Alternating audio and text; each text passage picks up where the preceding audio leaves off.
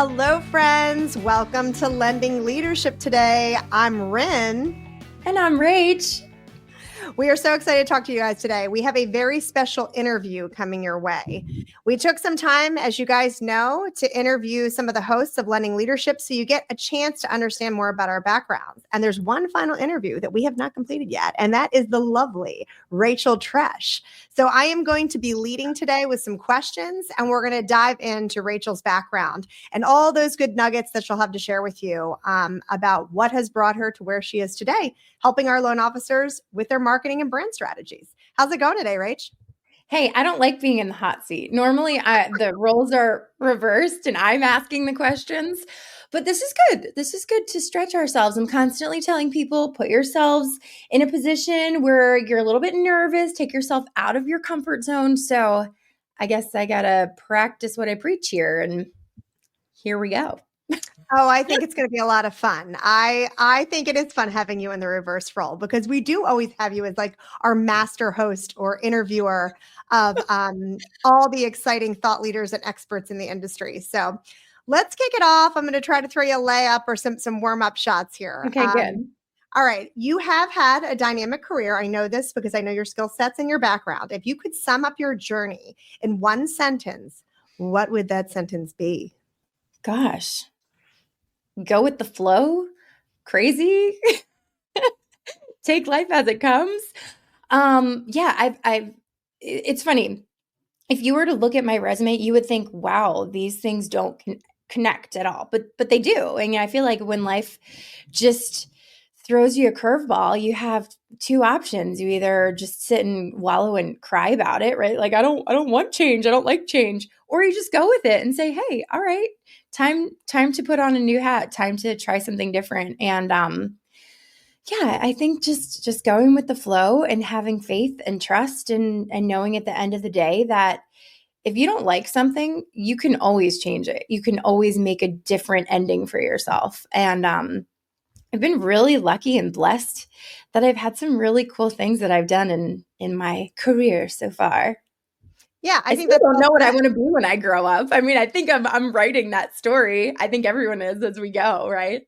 I don't think a lot of people know, Rachael. So, it's whether it's said or how it's talked about, it's still important. And I think it resonates with many of us as we're figuring out our journeys and also using past experiences to build on the new experience that we're having. We gain so much solid experience in roles that are very different than the ones that we adapt to. So there's always storytelling there and important things to share. You have had a pretty solid background that has extended well out of just, mortgages and marketing specific to mortgages. You've done, PR, voice acting, singing. You've done coaching in these spaces and recruiting in the mortgage space. How did each of these roles prepare you for the next step in your journey and where you are today? Yeah, that's really funny. I think, and I started to say this, I think when you look back at your career and you think, oh, wow, how did these things connect to one another? But I've had this experience where I can look back and see, wow, one thing really begot the next. It's like this snowball that just kept getting bigger and bigger. And so I started in the PR space and then, got married, had my kids. And when my kids were babies, I wanted to be home with them. So I always loved the idea of giving voice lessons and coaching kids with acting. And it's something that kind of actually, all of the things that I have done really fell out of the sky where I didn't put much thought into them. It's just an opportunity happened. And I was like, cool, let's walk through this door and play in this space, see how that goes. And with kids, and it's funny because coaching kids and now coaching adults and professionals, it's very similar. I was coaching kids in the acting and singing space for a long time. My company is called Sing Voice Studio. And the whole idea with that, Corinne, was like, it wasn't to coach kids to be on Broadway. It was just to coach kids to be the best versions of themselves possible. And it's very similar with adults too. I don't want adults or our loan officers to be me or to be somebody else. I want them to be the best versions of themselves. So kind of giving people permission to kind of dream a little bit bigger and test things in a very controlled space is really big at any stage that you're in, whether you're a child who's going to be auditioning for a play or you're a loan officer that's trying something different and you're a little bit nervous and you need that validation of somebody that is going to tell you and give you their honest feedback. I have to give people the honest truth sometimes to be like, I love that you tried that, but let's try something a little different, because my whole thing is, hey, you look good. I look good. I would never want to put you in a position that is making you look ridiculous, or to have maybe your peers, again, if you're a child or if you're a professional, to have your peers be like, wow, that really flopped. That looked stupid, and I think that is at the core of for any human being. We don't want to look dumb. We don't want to look like, I don't know, put ourselves out there and then have a flop on our face. And hey, we've all done that before. But my whole goal is, and I tell this to our loan officers now, is to help you sparkle and shine. And I feel like that's kind of my life's goal, to help people and bring out that side of them that maybe they didn't know that they had, that Glinda the Good Witch moment. You've had the power all along, and sometimes you just need that validation of somebody else who has a vested interest but is outside of the picture, outside of the story, to be like, no, that was really good, and you don't even know you did this, but that was really cool. Do that more, do that bigger, step out and do something that not everybody does. So true. So many concepts that you covered here, Rach. And I feel like you do such a great job consulting one-on-one with our loan officers and getting them into that sparkle and shine confidence moment. The next question I have is really tied off to much of what you just said. So I'm excited to hear the answers. I'm sure many of our listeners are as well. What is a specific tangible lesson, moment, or story, something that you can share in regard to coaching performers and how it applies just as well to mentoring loan officers?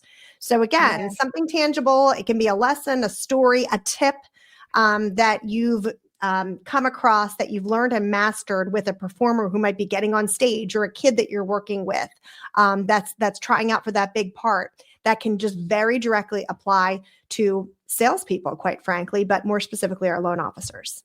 Yeah, that is a great question. And it's really funny because yes, it ties into that Glinda moment of you've had the power all along, but I didn't realize this until a couple of years ago. I, in voice acting and with coaching kids, I would always coach people one-on-one, but I had an opportunity to help cast High School Musical. They were doing auditions and they asked me to help with it.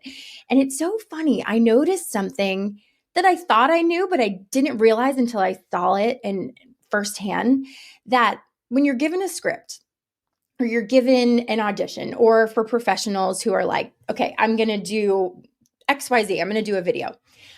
These kids, they all did things the exact same way. When, imagine you're given a piece of a script, a monologue to read, they all read it the same way with the same cadence and hitting the same words and had the sing-songy way and played things very, very safe. Even in their singing, they would play things really safe. I see a lot of loan officers and professionals do that too. They want to check off a box and say they've done something, but they play things really safe. Now, in this audition, it was the kids who did something different. Maybe it's the things that I always say that are not written into a script. Those moments where you take a pause, or you have a face, or maybe you hit something a little differently, like you have a little bit of flair and funk, or you put yourself out there in a way that maybe they weren't the best singer or the best actor, but they tried something that made you stop and go, huh, that was memorable. And I think that is so true for professionals. Like, don't just check the box to say you did something.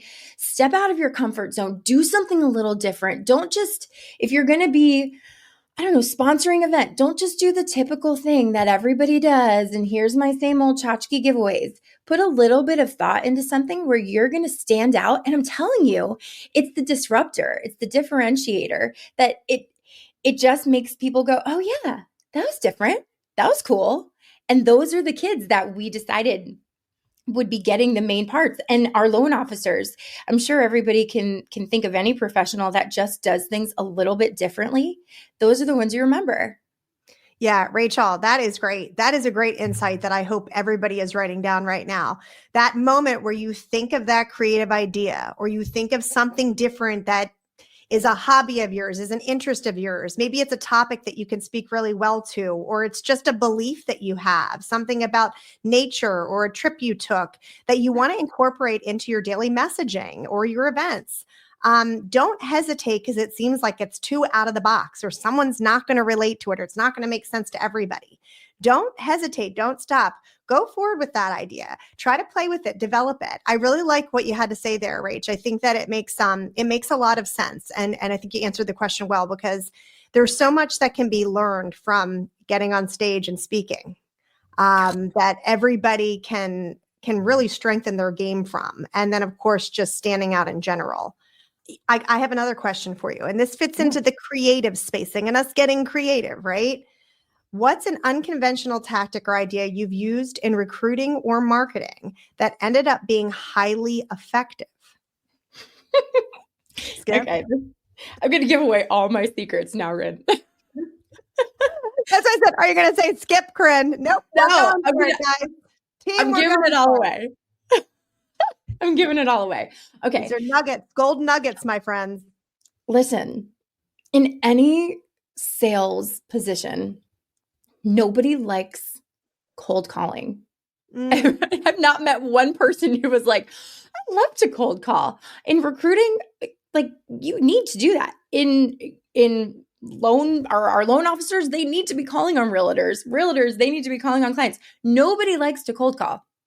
So what I did was I decided to make it a game for myself. And I pulled in my voiceover experience, and I created a whole alter ego for myself. And I used an accent instead of having myself, Rachel, do the cold calling. I had my alter ego, Bridget. I mean, I suppose that is rather tried and true, the British girl named Bridget. I was like, I need a British name. Okay, Bridget Jones's Diary popped into my head. So her name was Bridget. And I would call and I would change my number. We used Ring Central at the time, so I could pick a different number. And it was Bridget calling to book calls for me. So I would have Bridget call, and as my assistant, book calls for Rachel. And it just, because in the beginning, everyone has that call reluctance where they're like, oh, I don't want to call, and then get rejected. So I created this alter ego, and Bridget would do the calling. And if they rejected somebody, they rejected Bridget and not me. And maybe people knew it was me. I don't think they did, but it was just funny and fun. And it actually worked really, really well. Okay.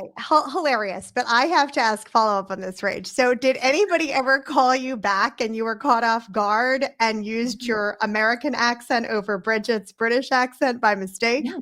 Or were you always on character? You were always the alter ego at the right time? No, it was perfect, because within Ring Central, you could pick a number of different phone numbers to use. And then I would give them Rachel's phone number. So I would give them my cell phone number and book the call, using my email and phone number. It wasn't that I was ever emailing them as Bridget or Rachel. It was just like, it got booked on my calendar. So it all worked out. And I know, I guess that would be a problem if I was like, hi, this is Rachel. Wait, where's Bridget? I mean, I guess I could always say, oh, we share we share the same number so that she can book for me.